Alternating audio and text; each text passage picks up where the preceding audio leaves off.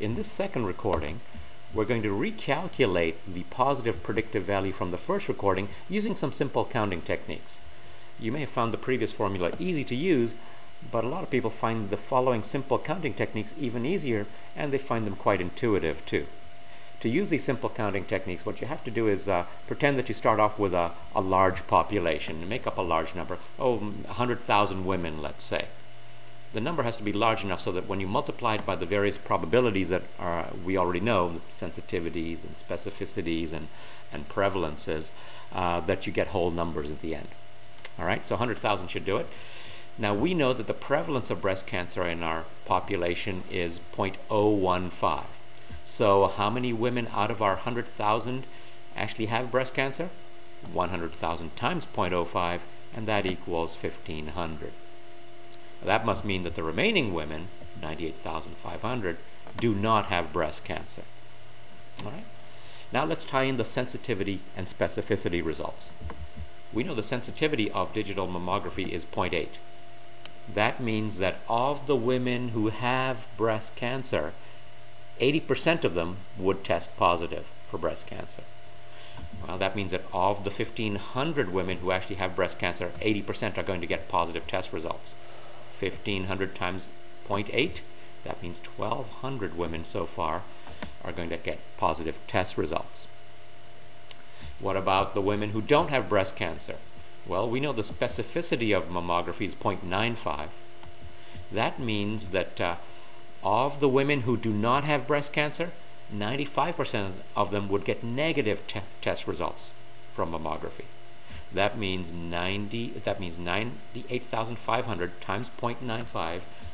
That will equal the number of negative mammograms that we're going to get. That's 93,975.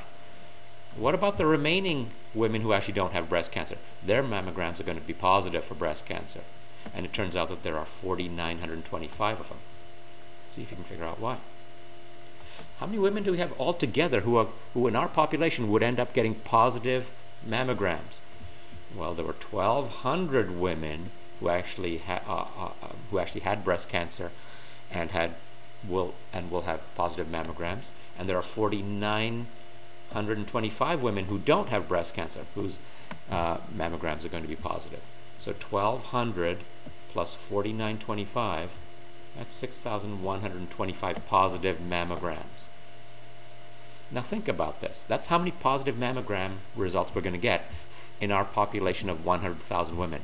But the truth is, folks, that really only 1,200 women, of 1,200 of these 6,125 women have breast cancer, right?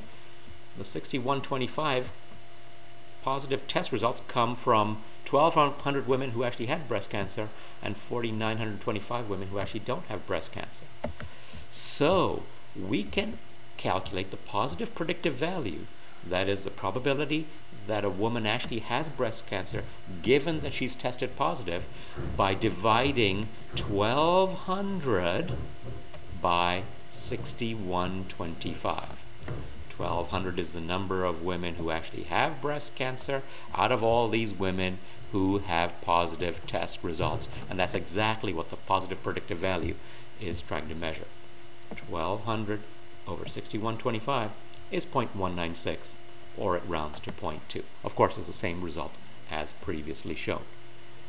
So given that a woman has a positive test result, the chances are only about 20% still that she actually has breast cancer. Some people like to visualize these results in a 2-by-2 table, so I'll let you figure out how to do that. You start with your population of a total of 100,000 people, and then you fill in the numbers who have breast cancer, and therefore the numbers who don't have breast cancer. And then you break the number who have breast cancer down into those who would test positive and those who would not test positive by multiplying the 1,500 by the sensitivity of the test. And then you break down the 98,500 into the number of women who would have a negative test, and that's by multiplying the 98,500 by the specificity of the screening test, and by subtraction then you can find the 4,925. Finally, you say to yourself, well, given that a woman has a positive test, that is, given that you're looking only in the bottom row of this table, Let me highlight it again. Highlighting is not working. Given that you're in the bottom row where mammogram results are positive, well, what proportion of this row consists of women who actually have breast cancer? 1,200 of all the women in this row. I hope you found that counting technique to be useful. This works especially well when you only have, two possible test outcomes and two possible disease outcomes. This gets quite a bit more complicated if you could have, more than two possible disease outcomes and or more than two possible test results. So, for ordinary simple screening tests, seems to work pretty well.